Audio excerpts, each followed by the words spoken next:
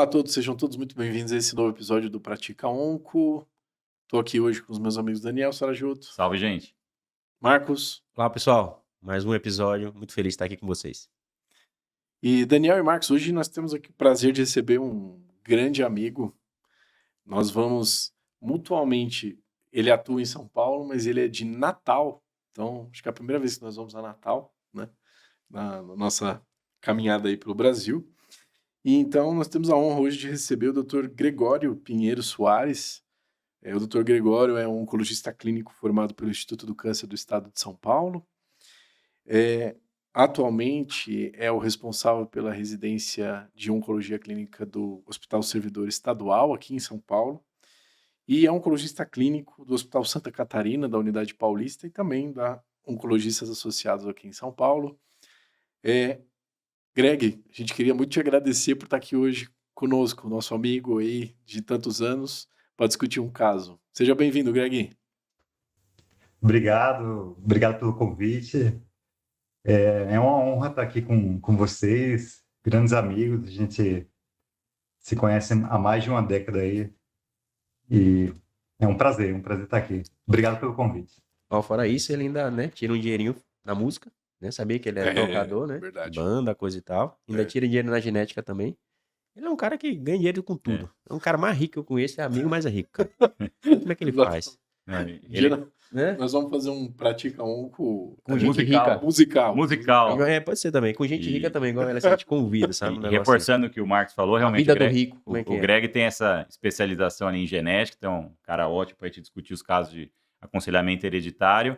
E na parte da música, eu posso dizer que ele é o maior oncologista músico do Brasil. Sem dúvida, não tem ninguém que toca melhor que ele. Verdade. Um violão, tenho certeza. Gênio do violão. Mas hoje nós vamos usar o Greg aqui pela expertise dele em câncer de pulmão, que a gente sabe que é uma área que ele se dedica bastante. Greg, então hoje você consegue trazer um caso para nós, para a gente discutir, depois um artigo, e depois nós vamos aqui fazer umas perguntas para você. Fica à vontade, meu amigo. Obrigado mais uma vez. Legal, obrigado. Eu trouxe um caso relativamente recente, mas ele tem várias nuances para a gente discutir. Então, é uma paciente, mulher, 72 anos, ela carrega aí algumas comorbidades, tem uma arritmia cardíaca, hipotireoidismo, mas o mais importante é que ela está tabagista 40 anos mais. E o curioso é que ela identificou um nódulo pulmonar durante um exame pré-operatório. Então, ela ia fazer uma cirurgia oftalmológica e foi para um risco cirúrgico, fez um raio-x e detectou um nódulo pulmonar, isso no final do ano passado, e isso desencadeou a investigação com biópsia desse nódulo, que veio um SEC moderadamente diferenciado, tá? Aparentemente localizado.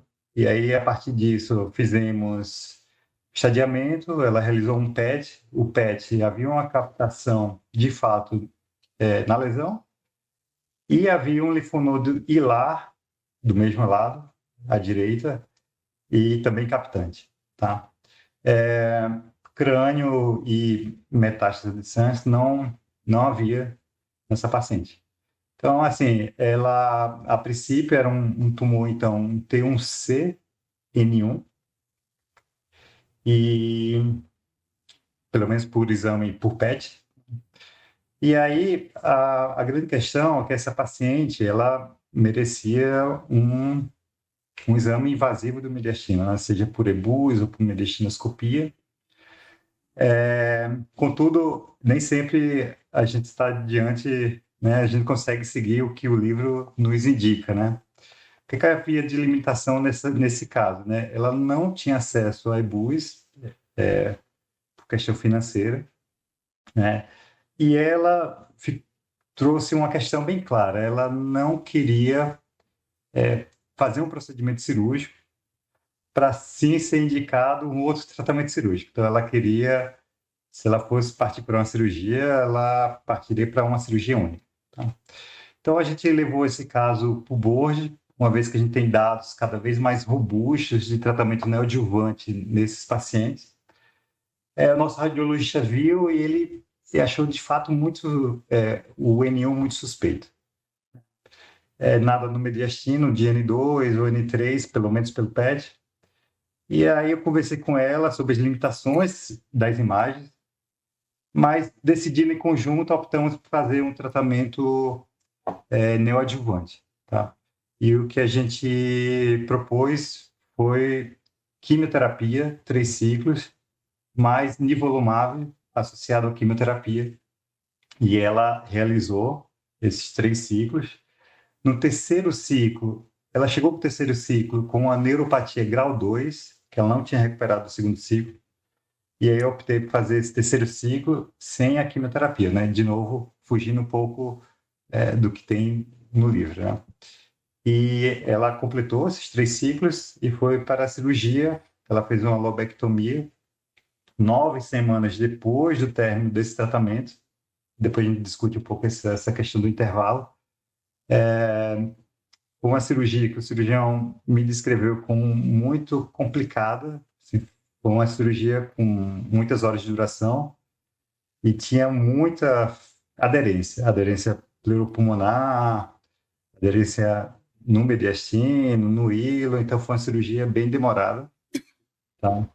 E como resultado do anátomo patológico da peça cirúrgica, não identificou nenhuma célula viável, né? Então, eu tive uma resposta patológica completa após a quimio-imunoterapia neoadjuvante e atualmente essa paciente está em acompanhamento.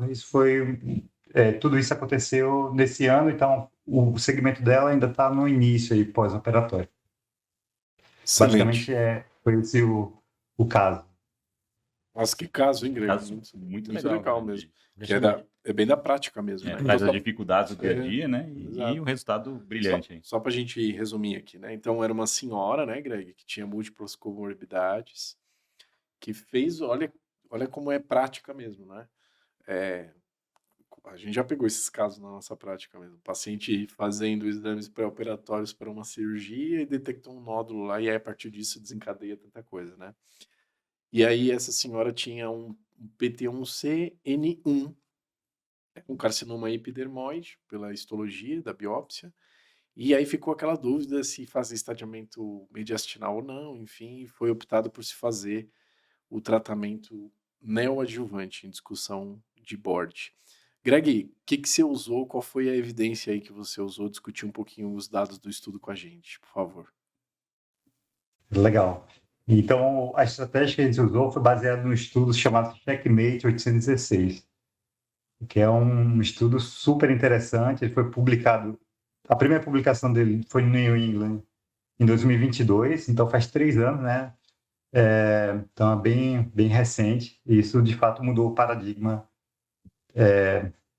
atual do tratamento, né? Então é um estudo fase 3, é um estudo que randomizou pacientes com não pequenas células de pulmão, podia ser escamoso ou não escamoso, de estadio 1B a 3A, 1B maior que 4 centímetros, porque isso é a 7ª edição, né? Então, a 8ª edição da JCC seria basicamente paciente estadio 2 a 3A, e eles foram randomizados para quimioterapia neoadjuvante, que seria, então, o braço controle. O outro braço experimental era químio e nivolumab, 3 ciclos. E tinha mais um terceiro braço que foi descontinuado posteriormente, que era IP e nivo sem quimioterapia. Ipilimumab e nivolumab sem quimioterapia. Tá? Os pacientes faziam esse tratamento. 6 semanas após, até 6 semanas após, eles eram operados. E após a cirurgia, a critério do investigador, o paciente poderia receber um pouco mais de quimioterapia, até 4 ciclos, ou radioterapia, ou combinação disso, a critério do investigador. Então, como eu falei, essa população, mais 60% dos pacientes eram estadio 3A, tá? E 60% também dos pacientes eles tinham PDL1 expresso, tá? 40% era PDL1 menor que 1%, que é basicamente o que a gente encontra de fato em pulmão no nosso dia a dia. Os pacientes que tinham EGFR-ALK conhecidos e positivos, eles eram excluídos do estudo, tá? Então, isso é um detalhe importante. O desfecho primário do estudo era evento, sobrevida livre de evento e resposta patológica completa. Então, eram os 2 desfechos primários. E já na primeira publicação, ambos os desfechos vieram positivos. O sobrevida livre de evento com um hazard de 0,63, tá? Que é muito similar aos outros estudos que vieram posteriormente, com ganho aí em torno de 1 ano em relação à sobrevida livre de evento. E evento ele caracterizava como ou recaída, ou morte, ou mesmo progressão antes da cirurgia. Tá? Então, tudo isso eles consideravam evento. E em termos de resposta patológica completa, que era outro desfecho primário, então quem fez quimio e nivolumab, eles atingiram 24% de resposta patológica completa, e quem fez somente quimioterapia, 2%. Tá? Então, a diferença, a magnitude com a incorporação da imunoterapia muito significativa. Quando a gente vai olhar quem mais se beneficiou da incorporação da imuno, isso é análise subgrupo, e obviamente tem todas as limitações, mas os pacientes com PDL1 expresso, então acima de 1%, aqueles pacientes que tinham hiperexpressão de PDL1, esses é que se beneficiaram ainda mais, os pacientes de estadio também 3A. E aí a gente, nesses anos, né, então foram 3 anos aí, enquanto isso foram apresentados outros estudos com a estratégia de tratamento neoadjuvante e perioperatório, né, quimioterapia e imuno antes da cirurgia e fazer um pouco de imunoterapia pós-cirurgia, até que a gente teve o dado de sobrevida global do Keynote 671, que faz essa estratégia de quimio-imuno e imunoterapia após a cirurgia. Né? Então, teve ganho de sobrevida global e a gente estava na expectativa de saber se o 816 daria sobrevida global, né? A estratégia de fazer somente químio e imuno neoadjuvante, sem a fase de fazer imunoterapia posterior à cirurgia.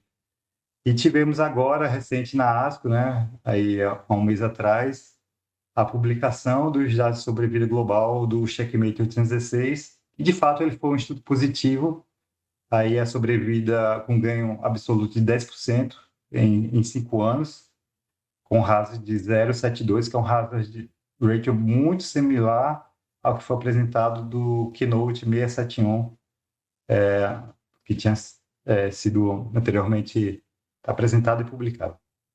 Então, essa estratégia. Então, da sobrevida global, também os pacientes que tinham PDL1 maior que 1%, parece que eram os que se destacavam mais. Eu não falei do caso, esqueci de falar, mas o PDL1 dessa paciente é de 80%. Né? Então, era um SEC, então a gente não precisava de informações moleculares, fora a expressão do PDL1, e ela é uma hiperexpressora, né? Ela tem 80% de PDL1. Vamos começar aqui as perguntas, né, da parte prática. Daniel, vamos lá. Greg, seguindo o nosso mote aqui de prática onco, né, para os nossos ouvintes aí, quando você tem um paciente, chegou um câncer de pulmão potencialmente operável, o que você chamaria de um pacote básico para a gente pedir de biomarcadores para esse paciente e acrescentando se isso muda, se é um SEC, como é o caso da sua paciente, ou se é um adeno? E falar, esse é o básico do básico que eu acho que tem que pedir, tem né? que pedir. Tem que pedir. Né?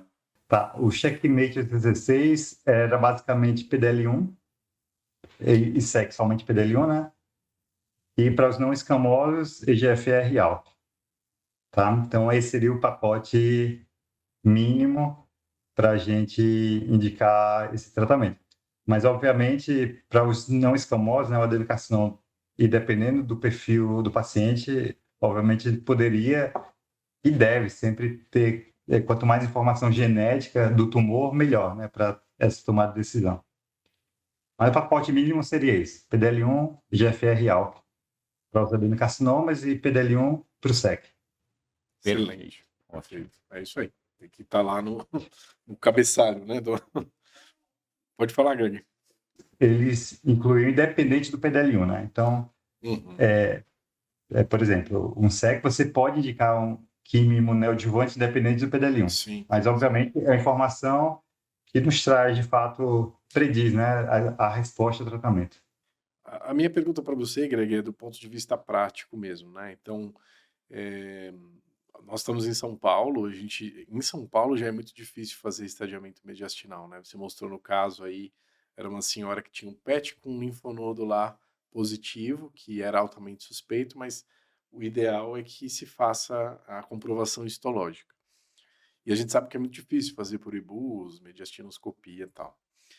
Com, com o advento do cenário da imunoterapia neoadjuvante, dessa estratégia que você mostrou, Greg, você acha que através dessa discussão a gente vai fazer menos isso? Ou você ainda acha que tem um papel fundamental nessa parte do estadiamento invasivo aí, mediastinal, para a gente entender essa parte linfonodal aí? Legal, excelente pergunta.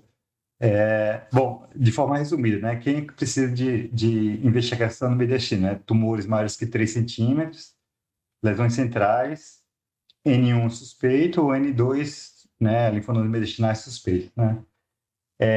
Com o advento dessas estratégias neoadjuvantes, hoje ainda é mais necessário do que antigamente esse tipo de investigação, né? Porque a gente precisa garantir que o paciente não tem um N3, né, um linfonodo contralateral, e, de fato, estudar essas cadeias. Veja bem, essa paciente era um T1C, né, e N1 por imagem, né? Mas se, eventualmente, o EBUS não detectasse que esse N1 era, de fato, tumor, ela cairia para um estádio 1, que não estava representado nos estudos de quimio imunoneoadjuvante, né? Então, como isso impacta nas decisões. Então, é fundamental, mas a gente encontra muitas barreiras, EBUs principalmente, né, pelo custo, os operadores não cobrem. Mediastinoscópio, nem todos os hospitais do Brasil têm essa ferramenta. Então, assim, a gente tem que ser criativo e tem que tratar o paciente da melhor forma com as armas que a gente tem, né? Então, é possível que a gente esteja tomando decisões baseadas só no PET. Muitas vezes a gente vai estar super tratando alguns pacientes ou não, mas são essas limitações que a gente se depara na prática, mesmo em São Paulo, né? Vou fazer a pergunta mais fácil para ele, né? Meu amigo, jamais, vai ser a mais difícil de todas. Meu amigo Greg, a gente tem inúmeros trabalhos, né? Tanto perioperatório como na adjuvância, como você falou muito bem aí. Perioperatório temos Checkmate 77T, o Keynote 671, que você falou muito bem na sua apresentação. Temos o AGEN, né? Como é que a gente faz para escolher entre um tratamento neoadjuvante e um tratamento perioperatório na prática, no dia a dia? Você pode jogar uma moeda aí e escolher. Mas olha só, a gente tem, hoje em dia no Brasil, né, agora em julho de 25, a gente tem 2 tratamentos aprovados em bula, né? O Checkmate 816, então é químio mais 3 ciclos de nivolumab, e o Keynote 671, que são 4 ciclos de químio mais pembrolizumab, e depois mais 13 ciclos de pembrolizumab, né? Essas duas estratégias, Marcos, elas ganham em sobrevida global, né? A gente sabe que está curando mais pacientes com essas duas estratégias. O que acrescenta essa imunoterapia após?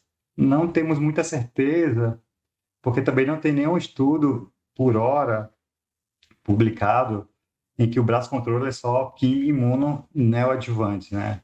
E comparado com o perioperatório. E, assim, até um mês atrás, a gente falava, poxa, o 671 a gente já tem dado de sobrevida global, tá? Eu tenho certeza. O 816 eu ainda não tenho esse dado. Então, eu ficava, assim, tendencioso talvez a fazer mais um 671, sabe? Mas após os dados do 816, e sobretudo que a magnitude do ganho de sobrevida é muito parecida, assim, os hazards são similares, né? Então, de fato, dá mais dúvida qual o papel da imunoterapia. Então, hoje, minha tendência é mais a oferecer quimio imunoneoadjuvante, mas não está errado, e eu já fiz o Keynote 671 para alguns pacientes. tá? É uma dúvida científica atual. A oncologia é a ciência das verdades transitórias, né? A verdade de hoje é a mentira da manhã e vice-versa. Né? Eu que inventei essa frase, bonita, né? Exatamente. Bom, eu estou muito satisfeito. Greg, foi um caso muito, assim, prático mesmo, né? Que é vida prática mesmo, né? Então, as dificuldades de como fazer, é, a importância da discussão de multidisciplinar, né? Acho que isso aí é o que tem que ficar aqui para todos que estão assistindo o episódio. Greg, queria muito te agradecer por ter estado aqui conosco hoje, né? E a gente tem aqui uma tradição que é dar os créditos do convidado, né, Exato, Daniel? pô. Exato, Tem que fazer a propaganda, ué. claro, pelo amor de Deus, né? Também é nosso papel aqui divulgar pessoas boas tecnicamente, né? E você é o caso. Greg, como é que as pessoas fazem para te encontrar aqui em São Paulo, né? Para ouvir a sua opinião, amigo. Ah, legal. Bom, eu sou oncologista clínico, como o Ângelo falou, do Hospital Santa Catarina, então eu trabalho com essas ilustres figuras aí, o Daniel e o Marcos Camandaroga, um prazer. Também atendo oncologistas associados e eu me dedico, sobretudo, a oncologia torácica, né, tumores torácicos, tumores urológicos e, como o Daniel falou, também aconselhamento genético relacionado a câncer. Mais uma vez, obrigado, viu, Greg? Bom, obrigado, Marcos. Obrigado, Daniel, pessoal. Perfeito. obrigado. E gostaria de convidar vocês para nos seguir nas redes e estar aqui no próximo episódio do Pratica Onco. Muito obrigado, pessoal. Até o próximo. YouTube, Spotify, pratica um.